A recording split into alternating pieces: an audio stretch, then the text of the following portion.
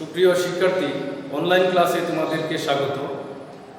আশা করি সংকটকালীন মুহূর্তে তোমরা সবাই সুস্থ আছো, আমিও সুস্থ আছি। আজকে দশম শ্রেণীর উচ্চতর গণিত বিষয়ে দ্বিতীয় অধ্যায় থেকে আংশিক ভগ্নাংশ নিয়ে আমরা আলোচনা করব। পূর্বের ভিডিও ক্লাসগুলোতে বহুপদীর মাত্রা, মুখ্যসহগ, মুখ্যপদ, ধ্রুবপদ, প্রতিসম রাশি, চক্রক্রমিক রাশি, ভাগশেষ উপপাদ্যর মাধ্যমে উৎপাদকের প্রকাশ, ভাগশেষ উপপাদ্যর মাধ্যমে ভাগশেষ নির্ণয় গুলো আমরা আলোচনা করেছি। আজকে আমরা আংশিক ভগ্নাংশ নিয়ে আমরা আলোচনা করব। আংশিক ভগ্নাংশ হচ্ছে যদি কোনো একটি ভগ্নাংশকে একাধিক ভগ্নাংশ হিসাবে রূপান্তর করা যায়, একাধিক ভগ্নাংশের যোগফল হিসাবে প্রকাশ করা যায়, তখন প্রত্যেকটি ভগ্নাংশকে প্রথমোক্ত ভগ্নাংশের এক একটি আংশিক ভগ্নাংশ বলা হয়। বিষয়টি আলোচনার সুবিধার্থে আমরা একটি উদাহরণ দিয়ে পরিষ্কার করছি। a plus b plus c divided by x, এটা একটা ভগ্নাংশ। এটাকে যদি আমরা আংশিক ভগ্নাংশে প্রকাশ করি তাহলে কি লিখতে পারি? a by x plus b by x plus c by x। এভাবে আমরা তিনটি অংশে বিভাজন করতে পারি। এই তিনটি ভগ্নাংশ এক একটিকে প্রদত্ত যে ভগ্নাংশ দেওয়া সেটি আংশিক ভগ্নাংশ বলা হয়। বাম পক্ষ এবং ডান পক্ষ মূলত একই রাশি, এই জন্য আমরা আংশিক ভগ্নাংশ নির্ণয় করার সময় আমরা অভেদ চিহ্ন ব্যবহার করি। অভেদ চিহ্ন আমরা এভাবে লিখি, যেহেতু বাম পক্ষ এবং ডান পক্ষ একই রাশি, এই জন্য আমরা অভেদ অথবা আইডেন্টিটি চিহ্ন ব্যবহার করি। তোমাদের পাঠ্য বইয়ে উদাহরণ 23 নিয়ে আমি আলোচনা করব।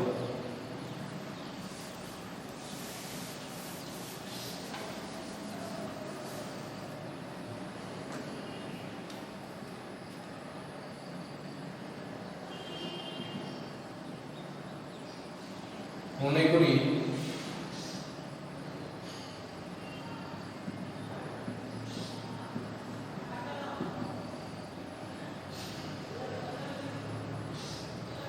x minus 7 divided by x minus 1 into x minus 2, identity of a by x minus 1 plus b by x minus 2, এটাকে আমরা এক নং ধরে নিচ্ছি। আমরা আংশিক ভগ্নাংশ নির্ণয় করার জন্য এখানে বিশেষ পদ্ধতি আমরা অবলম্বন করেছি। উপরে দেখতে পাচ্ছ a এবং b, এগুলো হচ্ছে ধ্রুবপদ। এই ধ্রুবপদের মান এখানে বসিয়ে আমরা আংশিক ভগ্নাংশের কাজ শেষ করব। সাধারণভাবে যে কোনো একটি ভগ্নাংশকে আংশিক ভগ্নাংশে প্রকাশ করার জন্য আমরা প্রথম যে উদাহরণটি দিয়েছি সেভাবে যে কোনো গাণিতিক সমস্যাকে সহজে সমাধান করা যায় না। এই জন্য আমরা বিশেষ পদ্ধতির মাধ্যমে আমরা আংশিক ভগ্নাংশের নির্ণয় করি। উভয় পক্ষকে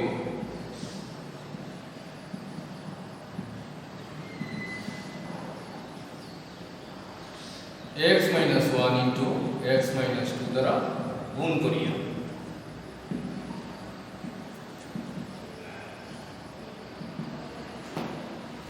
নিচে x minus 1 into x minus 2 উৎপাদক দেখতে পাচ্ছ। তোমরা আরেকটি বিষয় লক্ষ্য করো, যদি কোনো ভগ্নাংশের হরে যদি উৎপাদকে বিশ্লেষণ করা না থাকে তাহলে উৎপাদকে বিশ্লেষণ করে নিতে হবে।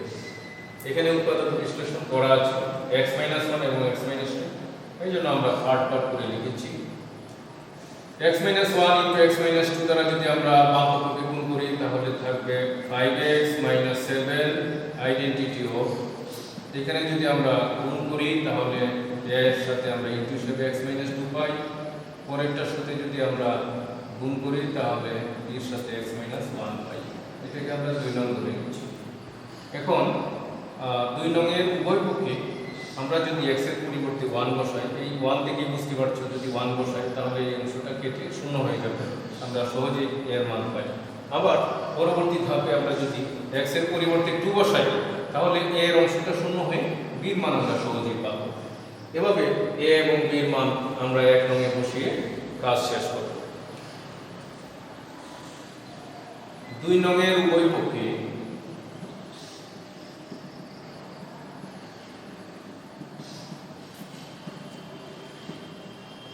x equal to 1 বসিয়ে পাই।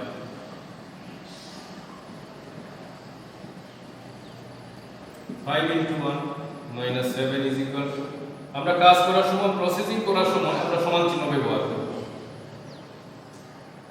a into 1 minus 2 plus b into 1 minus 1, 5 minus 7, এখানে বিয়োগ করলে মাইনাস 1 থাকবে, এখানে শূন্য হয়ে যাবে, মাইনাস 2 ইজ ইকুয়াল টু, এখানে গুণ করলে মাইনাস a, সুতরাং a ইজ ইকুয়াল টু 2। যদি কোনো সময় এখানে প্লাস থাকে তাহলে তোমরা মানটি মাইনাসে বসিয়ে দিবে, আর যেহেতু এখানে মাইনাস আছে এই জন্য আমরা x এর মান ধনাত্মক মান বিবেচনা করেছি। এই অংশটিকে আমি মুছে দিচ্ছি।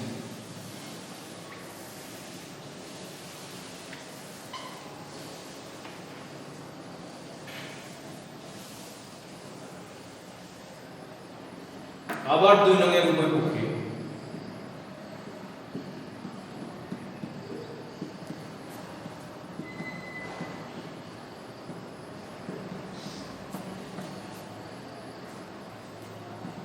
x is equal to 2 বসিয়ে পাই।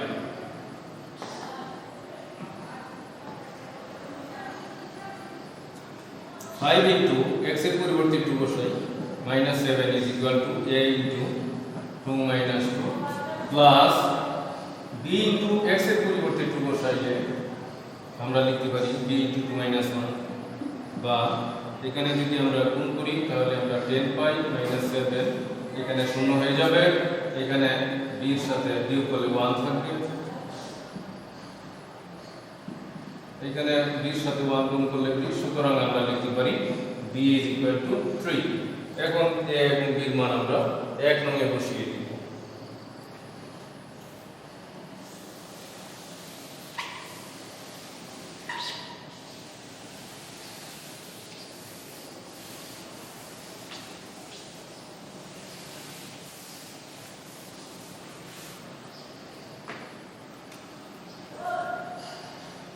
এখন a ও b এর মান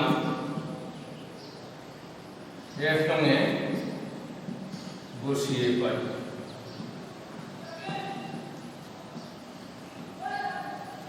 5x minus 7 divided by x minus 1 into x minus 2, identity of, এর পরিবর্তে আমরা কি পেয়েছি 2, আর b এর মান আমরা কি বসাবো 3, x minus 2 নিচে আছে, ইহাই নির্ণয় আংশিক ভগ্নাংশ।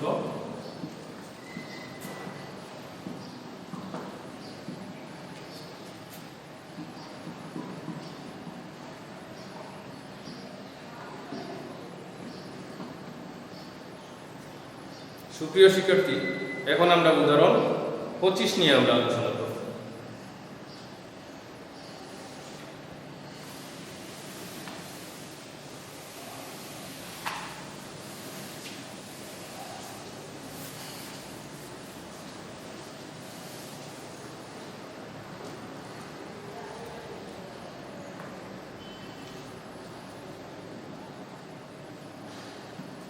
x minus 1 into x minus 5 divided by x minus 2 into x minus 4।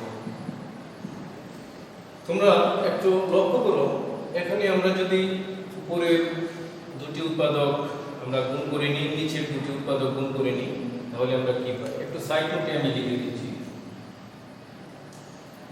উপরের অংশটি যদি গুণ করি তাহলে x square minus 7x plus 5, তারপরে নিচের অংশটিকে যদি আমরা গুণ করি তাহলে আমরা পাই x square minus 6x plus 8। যদি হরের ঘাত এবং লবের ঘাত সমান হয় অথবা লবের ঘাত যদি হরের ঘাতের চেয়ে বেশি থাকে তাহলে আমরা ভাগ করে নিই। আমি আবার বলছি, লবের পাওয়ার বা ঘাত যদি হরের ঘাতের সমান হয় অথবা লবের ঘাত যদি হরের ঘাতে অপেক্ষা বড় হয় তাহলে ভাগ করে আমরা ভাগ করার পরে পূর্ণ অংশটি আমরা এখানে লিখব। এটাকে যদি আমরা একটু ভেঙে লিখি তাহলে এরকম ভাবে আমরা লিখতে পারি x² - 6x + 8। এখানে দুইটা পার্ট যদি আমরা করি আলাদা আলাদা ভাবে তাহলে আমরা লিখতে পারি x² - 6x + 8। এখানে খেয়াল করে দেখো যে এই অংশটি যদি কেটে দিই তাহলে 1 পাই। তাহলে এখানে ভাগ করতে আমরা পাই পূর্ণ একটি রাশি 1। এই 1 আমরা এখানে ব্যবহার করব। তোমরা নিচের ক্লাসে অবশ্যই সরাসরি ভাগ তোমরা করেছো, সেই সরাসরি ভাগ প্রক্রিয়ার মাধ্যমে যদি তোমরা করো তাহলে করতে পারো। আমরা দেখিয়ে দিচ্ছি x² - 6x +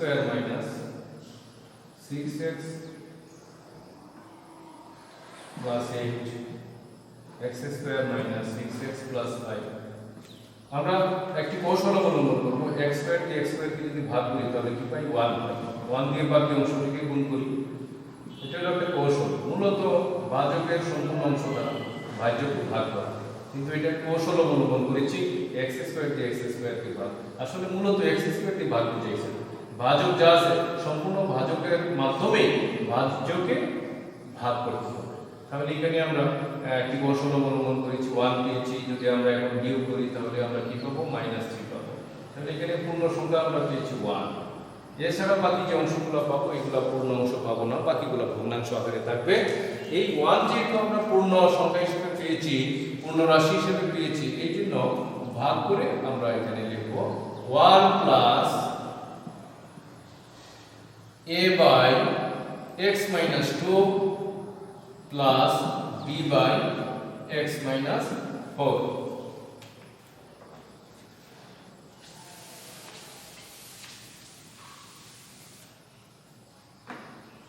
আমরা 1 নং ধরে নিচ্ছি। সুপ্রিয় শিক্ষার্থী, অবশ্যই বুঝতে পেরেছ যে এখানে লবের ঘাত হরের ঘাতের সমান, তাই আমরা ভাগ করে আমরা 1 আমরা পেয়েছি। আর বাকি অংশ যেহেতু থেকে গেছে সেই জন্য বাকি অংশগুলোকে আমরা আগের মতোই ধ্রুবপদ ধরে লিখেছি। তারপরে উপরের অংশটি উৎপাদক থাকতে পারে, নাও থাকতে পারে। তবে নিচে যদি উৎপাদকের বিশ্লেষণ না থাকে আগে থেকেই উৎপাদকের বিশ্লেষণ করে নিতে হবে। আমরা উভয় পক্ষকে গুণ করব, উভয় পক্ষকে x - 2 * x - 4 দ্বারা গুণ করিয়া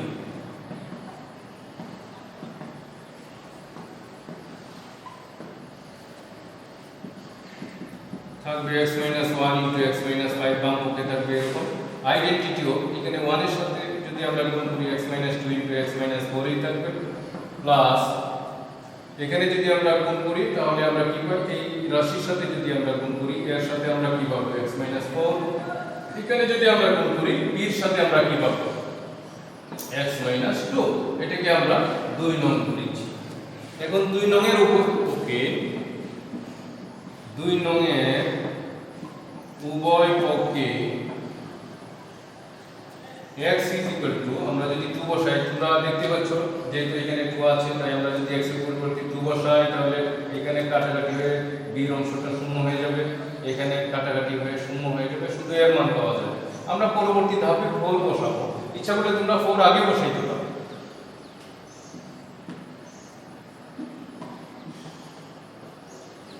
একটি ধ্রুবককে যদি আমরা আউট করে দেই, অপসারণ করে দেই, তবে সহজে অপর ধ্রুবকের মান আমরা পেয়ে যাই। তাহলে এখানে x = 2 বসালে b যে ধ্রুবকের যে অংশ সেটি সহজেই অপসারণ হবে, এর মান সহজে আমরা পেয়ে যাব। বাম পক্ষ বসিয়ে দিই 2 - 1 * 2 - 5 = x এর পরিবর্তে আমরা 2 বসাচ্ছি 2 minus 4 plus a into x এর পরিবর্তে 2 বসাচ্ছি, b ইনটু x এর পরিবর্তে 2 বসাচ্ছি। এখানে কাটাকাটি হয়ে শূন্য হয়ে যাবে, এই অংশটাও শূন্য হয়ে যাবে, বিয়োগ করলে 1 থাকবে, আর এখানে বিয়োগ করলে -3 থাকবে। 0 ইনটু এখানে বিয়োগ করলে থাকবে -2, লাস্টে থাকবে 0, বা বিয়োগ করলে এখানে গুণ করলে -3, এখানে যদি -2 সাথে গুণ করি তাহলে -2। এখন -1 দ্বারা উভয় পক্ষকে আমরা গুণ করে নিব যাতে চিহ্নটা উভয় পক্ষে প্লাস পেয়ে যায়। আমরা এখানে এর মান পেয়ে যাব। এই অংশটা আমরা মুছে দিচ্ছি।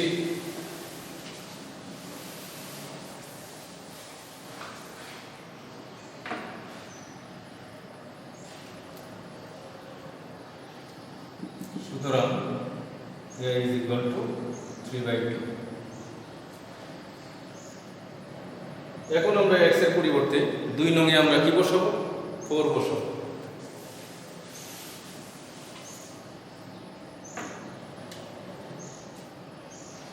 আবার x equal to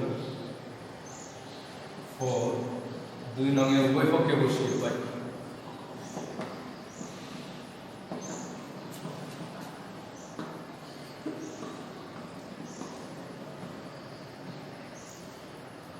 এখানে 4 বসাই দিলাম, এখানে 4 বসাই 4 - 2 into 4 - 4 a into 4 - 4 plus b into 4 - 2। এখানে বিয়োগ করি 3, এখানে বিয়োগ করলে -1 থাকবে, এখানে এটা শূন্য হয়ে যাবে, এখানে শূন্য হয়ে যাবে, শূন্যর সাথে গুণ করলে 0, এখানে বিয়োগ করলে 2 থাকবে, 2 এর সাথে b ইনটু হিসাবে আমরা 2b কে বাম দিকে লিখি, আর এখানে -3 গুণ করলে -3 হবে। তাহলে আমরা 2b কে বাম দিকে যদি লিখি আর -3 কে যদি ডান দিকে লিখি তখন এটাকে বলা হয় প্রতিসাম্য বিধি। ডান পক্ষে সম্পূর্ণ বামে দিয়ে লেখা, বাম পক্ষ যা আছে সম্পূর্ণকে ডান পক্ষে লেখা, এই বিধিটাকে কি বলা হয়? প্রতিসাম্য বিধি। সুতরাং আমরা এখানে b এর মান পেয়ে গেছি 3 উপরে আর 2 নিচে, অর্থাৎ -3/2। এখন a এবং b এর মান আমরা এক নং অংশে আমরা বসিয়ে দিব, তাহলে আমাদের কাঙ্ক্ষিত আংশিক ভগ্নাংশ আমরা পেয়ে যাব। এখন a ও b এর মান এক নং এ বসিয়ে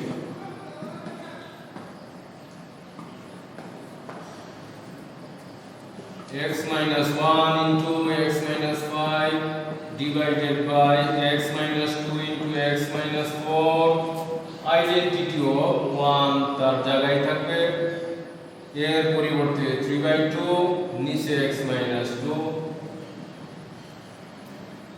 b এর পরিবর্তে -3/2 নিচে আছে x - 4।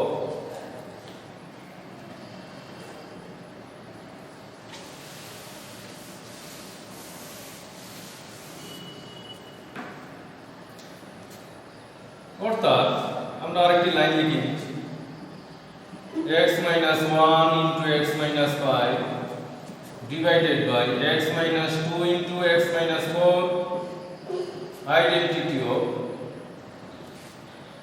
1 প্লাস, আমরা যদি এখানে একটু কাজ করে নিই, উপরে একটি ভগ্নাংশ দেখতে পাচ্ছ, x - 2 দ্বারা ভাগ করি, আমরা আলাদা ভাগ করলে তারপরে আমরা দেখতে পাই এরকম 2 নিচে চলে যাবে x - 2 এর সাথে হিসেবে, এখানে প্লাস মাইনাসে গুণ করে দিলাম মাইনাস, 2টা নিচে চলে যাবে x - 4 এর সাথে হিসেবে। তোমরা x - 2 দ্বারা 3/2 কে যদি ভাগ করে নিও তাহলে আমি একটু লিখে দিচ্ছি, 3/2 কে x - 2 দ্বারা ভাগ করি, 3/2 গুণ চিহ্ন দিয়ে উল্টে দিব, নিচে একটি 1 আছে, তাহলে দেখতে পাচ্ছ 2x - 2 এর সাথে হিসেবে আর 3 উপরে আছে, উপরে রয়ে যাবে। এইভাবে তোমরা কাজটা করে নিও, ইহাই নির্ণয় আংশিক ভগ্নাংশ।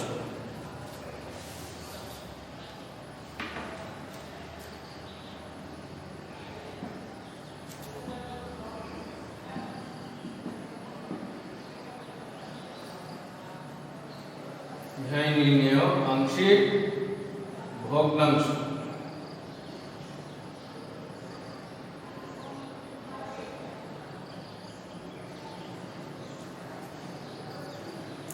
সুপ্রিয় শিক্ষার্থী, আমরা আরেকটি উদাহরণ নিয়ে আলোচনা করব।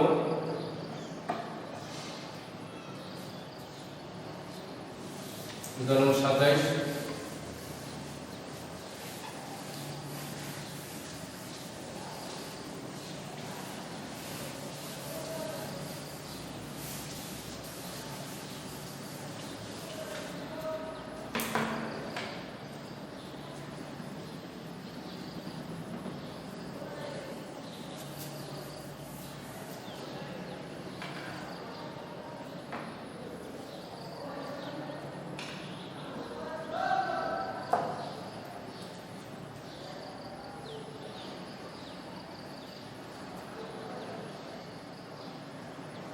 মনে করি x by x minus 1 whole square into x minus 2 identity of a by x minus 1 plus b by x minus 1 whole square plus c by x minus 2 এটাকে আমরা এক নম্বর ধরে নিচ্ছি। এখন এখানে তোমাদের মনে প্রশ্ন জাগতে পারে যে x minus 1 আরেকবার x minus 1 হোল স্কয়ার এখানে এভাবে কেন লিখলাম? যদি হরে যে এক ঘাত বিশিষ্ট উৎপাদক আছে, এক ঘাত বিশিষ্ট উৎপাদক যদি পুনরাবৃত্তি হয়, এখানে লক্ষ্য করো x minus 1 হোল স্কয়ার এটাকে যদি আমরা ভেঙে লিখি এরকম হবে x minus 1 into x minus 1, তাহলে বুঝতে পারছো তোমরা যে x minus 1 যে এক ঘাত বিশিষ্ট উৎপাদক, এক ঘাত মানে কি পাওয়ার 1, তাহলে এক ঘাত বিশিষ্ট এখানে উৎপাদক কয়বার আসছে? একই উৎপাদক দুইবার আসছে, পুনরাবৃত্তি হয়েছে। যদি এরকম কোনো সময় এক ঘাত বিশিষ্ট উৎপাদক যদি কোনো সময় পুনরাবৃত্তি হয়, এখানে যেহেতু পুনরাবৃত্তি হয়েছে এই জন্য আমরা কি করব, আগে x minus 1 লিখব, পরে লিখব x minus 1 হোল স্কয়ার, তারপরে বাকি উৎপাদক পরে আমরা লিখেছি। যদি কোনো কারণে কিউব থাকে তাহলে আমরা প্রথম লিখব x minus 1, পরে লিখব x minus 1 হোল স্কয়ার, তারপরে লিখব আমরা x minus 1 হোল কিউব। যেহেতু পুনরাবৃত্তি হয়েছে সেহেতু আমরা এভাবে লিখব। এখন আমরা উভয় পক্ষকে নিচে যে হরের অংশটি দেখতে পাচ্ছ সেটি দ্বারা আমরা গুণ করে দেব। উভয় পক্ষকে x minus 1 whole square into x minus 2 দ্বারা গুণ করিয়া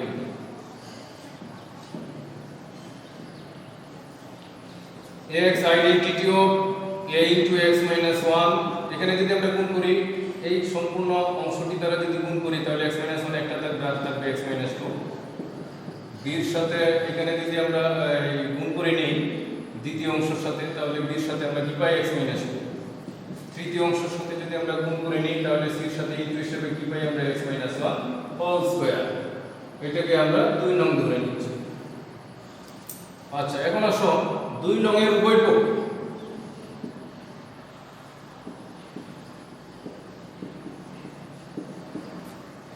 x এর পরিবর্তে আমরা যদি 1 বসাই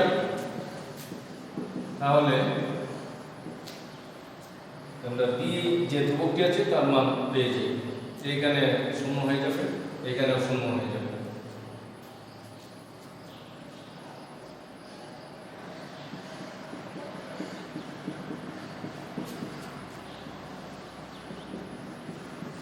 c এর অংশটি লিখছি আমরা 1 minus 1 হোল স্কয়ার। এখানে এটা যেহেতু শূন্য, এখানে গুণ করলে শূন্য আসবে, এখানে বিয়োগ করলে -1 b এর সাথে ইনটু হিসেবে এখানে শূন্য আসবে, শূন্যকে বর্গ করলেও শূন্য, শূন্যর সাথে c গুণ করলেও শূন্য, এখানে গুণ করলে -b থাকবে। সুতরাং b এর মান উভয় পক্ষকে -1 দ্বারা গুণ করলে b বির মান হবে -1, এখানে -1 হবে আর এখানে মাইনাস প্লাস হয়ে যাবে। বির মান -1 পেয়েছি। এখন আমরা x এর পরিবর্তে 2 বসাবো। 2 নং এর উভয়পক্ষে এখন x এর পরিবর্তে আমরা কি বসাবো? 2 বসাবো। 2 নং এর উভয়পক্ষে x = 2 বসিয়ে পাই। তো এখানে যদি বসাই তাহলে আমরা লিখতে পারি 2 = a * 2 - 1, এখানে 2 বসিয়ে দিই, এখানে 2 বসিয়ে পাই। তারপর এখানে 2 বসিয়ে আমরা প্রসেসিং করি। এখানে 0 হবে, 0 দিয়ে সম্পূর্ণকে গুণ করলে 0, এখানে 0 হবে, কাটাকাটি করলে 0 দিয়ে b কে গুণ করলে 0, এখানে বিয়োগ করলে 1, 1 কে বর্গ করলে 1, c এর সাথে 1 গুণ করলে c হবে। তাহলে 2 = c, সুতরাং c = 2। c এর মান আমরা 2 পেয়েছি। এর পূর্বে আমরা কি পেয়েছি? b এর মান। এখন বাকি আছে a এর মান।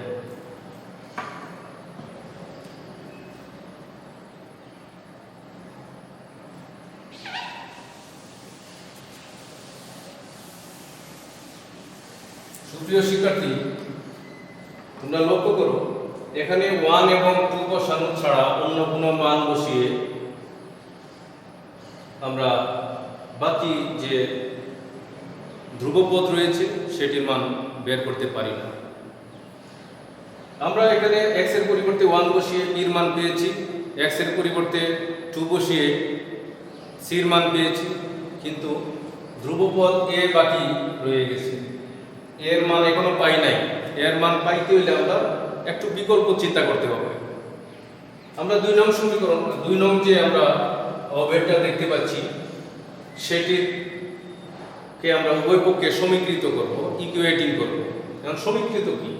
সমীকৃত হচ্ছে উভয় পক্ষ থেকে বাছাই করে নেওয়া, হয়তো x² এর সহগ অথবা x এর সহগ অথবা ধ্রুবপদ, যেটা প্রয়োজন বা যেভাবে তোমার সম্পর্ক তৈরি করার প্রয়োজন মনে করো।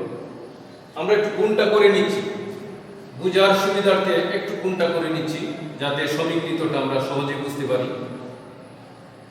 x আইডেন্টিটি অফ, এখানে যদি আমরা গুণটা করে নিই তাহলে পাই আমরা এরকম পাই dx - 2b। এখানে যদি আমরা বর্গটা করি তাহলে আমরা লিখতে পারি x² - 2x + 1। এর সাথে যদি আমরা গুণটি করি ax² 3ax + 2a bx - 2b + cx² - 2cx + c দিয়ে যদি আমরা গুণের কাজ শেষ করি এরকম লিখতে পারি। এখন এটাকে তোমরা 2 নং করতে পারো। তোমরা যদি এই কাজটা মনে করো রাফ পেপারে করতে, তাও করতে পারো। আর তোমরা যদি মনে করো যে না এখানে দেখিয়ে দিব, তাও পারো। তাহলে 2 নং আর এখানে ধরার দরকার না, এখানে ধরে নিবি। আর যদি এই দুইটা লাইন রাফ কাগজে তোমরা উল্লেখ করো তাহলে 2 নং এখানেই ধরে নিবি। এটা তোমাদের তোমরা যেভাবে ভালো মনে করো, তোমাদের যেভাবে সুবিধা হয় সেভাবেই করবে। আমি গুণটি এখানে করে নিচ্ছি কারণ আমরা সমীকৃত করব, সমীকৃতটা গুণ না করে সহজে বোঝা যায় না। x² এর সহগ যদি আমরা বিবেচনা করি তাহলে এ লিখব, x² এর সহগকে যদি বিবেচনা করি আরেকটি লিখব আমরা c লিখব। তুমি ইচ্ছা করলে x এর সহগকে নিতে পারো, তুমি ইচ্ছা করলে ধ্রুবপদ নিতে পারো। উভয় পক্ষ থেকে বাছাই করে নেওয়া, হয়তো x² এর সহগ না হয়তো x এর সহগ। যদি কোনো জায়গাতে x³ থাকে তাহলে বলবো x³ এর সহগ, যদি x⁴ থাকে তখন বলবো x⁴ এর সহগ। অর্থাৎ এখানে আমরা কয়েকটা সম্পর্ক তৈরি করতে পারি, কিন্তু আমাদের একটি সম্পর্ক হলেই চলবে। কেন একটি সম্পর্ক হলেই চলবে? একটি সম্পর্ক হলে চলবে একটা মাত্র কারণে, যেহেতু আমাদের শুধু a এর মান বাকি আছে, শুধু a এর মান বাকি আছে। এই a এর মানটিকে বার করার জন্য আমরা একটি সম্পর্ক তৈরি করব। তাহলে আমরা লিখে নিই যে 2 নং এর উভয় পক্ষে x² এর সহগ সমীকৃত করিয়া, সমীকৃত একীভূত করিয়া বা ইকুয়েটিং করিয়া, তাহলে বামে যেহেতু x স্কয়ারের পদ নাই, সুতরাং আমরা কি লিখব? x স্কয়ার যেহেতু পদ নাই, x স্কয়ারের সহগ থাকার তো কোনো যুক্তিই নাই, তাই আমরা বামে দিকে লিখব 0, ডান পাশে x স্কয়ারের সহগ a, আর কি আছে x স্কয়ারের সহগ c। এখানে একটু পূর্বে আমরা c এর মান কি বের করেছিলাম, c এর মান হচ্ছে 2, আমরা এখানে c এর মান যদি 2 বসায় দিই তাহলে আমরা কি পাই? আমরা যদি এখানে a মান বের করতে চাই তাহলে c এর মান বসাতে হবে, c এর মান 2। সুতরাং আমরা এর পরিবর্তে আমরা কি লিখব? 2 কে যদি পক্ষান্তর করি তাহলে লিখব -2। এখন আমরা মান পেয়ে গেছি এর মান, তাহলে a b c এর মান আমরা 1 নং এর উভয় পক্ষে আমরা বসিয়ে দিব, যাতে আংশিক ভগ্নাংশের কাজটি শেষ হয়।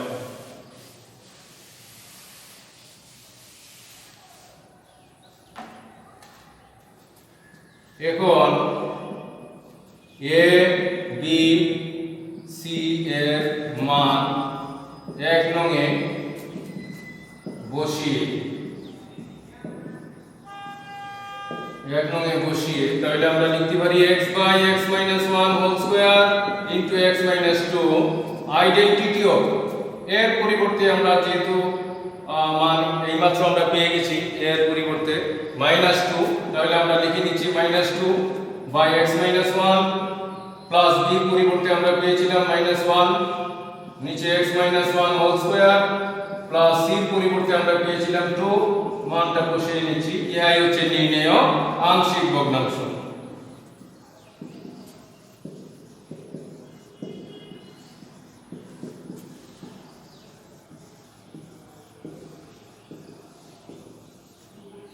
সুপ্রিয় শিক্ষার্থী, আজকে তোমাদেরকে যে আলোচনা করেছি, 3টি গাণিতিক সমস্যা নিয়ে আমরা আলোচনা করেছি। আশা করি আলোচনাটা বুঝতে অত্যন্ত সক্ষম হয়েছ। তাই পরবর্তী ক্লাসে আবারও দেখা হবে। সবাই সুস্থ থাকো। সবাইকে ধন্যবাদ।